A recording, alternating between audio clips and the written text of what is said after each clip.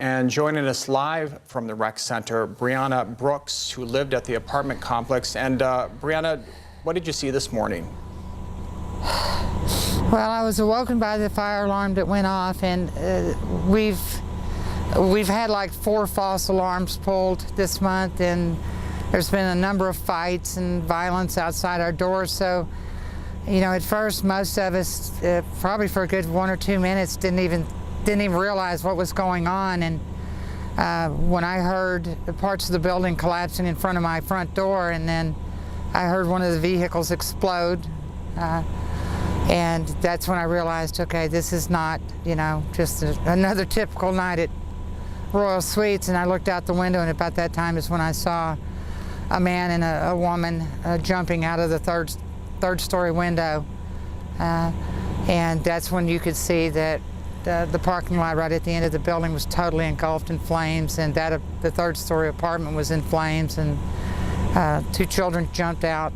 Actually, the husband made the wife jump, and then the 2 small girls, and their apartment was engulfed in flames. And I looked down the other way, and there were people who were already burning. They had been burnt, and they were hanging out the apartment screaming for help. The kids were screaming.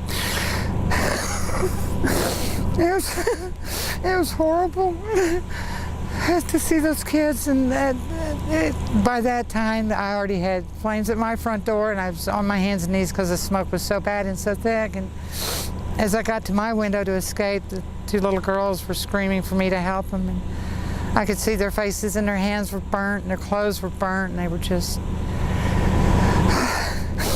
I'll never forget. Take a moment. I know it's tough to talk about, but you can take a moment to... But the terror and the look in their eyes, and I got out myself, and I just, you know, I knew I couldn't do anything for the parents, and I just grabbed both of the little girls, one in each arm, and took off for safety. And it wasn't until I got around the front that you could see just the extent, but that fire was so intense and spread so rapidly, it was beyond belief. It was horrible. Well, bless you for helping out, and I'm sorry that you had to see that. You know, we've also heard, Brieanna, about the false alarms with the smoke detectors. Tell us about all of that. Well, I mean, for the last month, we've had, prior to tonight's, last night's alarm, we've had 3 false alarms. The people above, in the apartment above me, I've heard children being beaten, women being beaten. There's been fights up and down the hallways, you know, outside the front doors, and, you know, just scary. And I've complained to management. I know a number of other victims I talked to throughout the day have said the same thing, and nothing was done about it. And that's what really makes me so angry, is this did not have to happen. People didn't have to die. People didn't have to be hurt. But they just never did anything about it.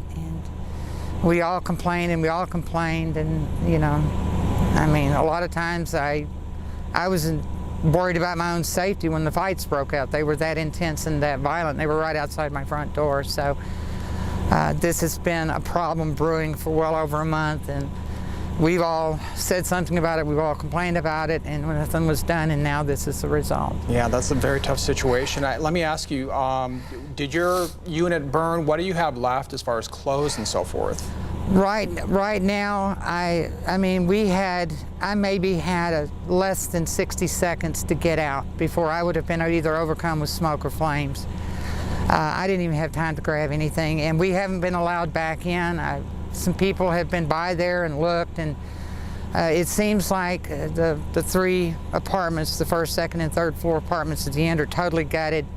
But from what I could see, the flame ran up the wall. I feel like it started in the parking lot. Somebody torched the cars, or it started there, and it went up the wall, and then it got into the roof, and it just raced like mad through the roof. And some of the other victims said that, you know, down at the end of the building, they had fire starting to come through the ceiling. So it kind of ran up the end, those 3 end apartments going straight up, and then went through the roof system, and then, you know, almost all the third floor apartments are gone. They're just toast. But we haven't been allowed to go back in. I mean, I know my car is totally destroyed. It was one of them that exploded. I have no idea if my apartment if it's a total loss, if there's anything salvageable. But right now I have no car, no home. I don't even have ID, no money. Fortunately, coworkers have dropped off a contribution, but you know, I don't have anything now.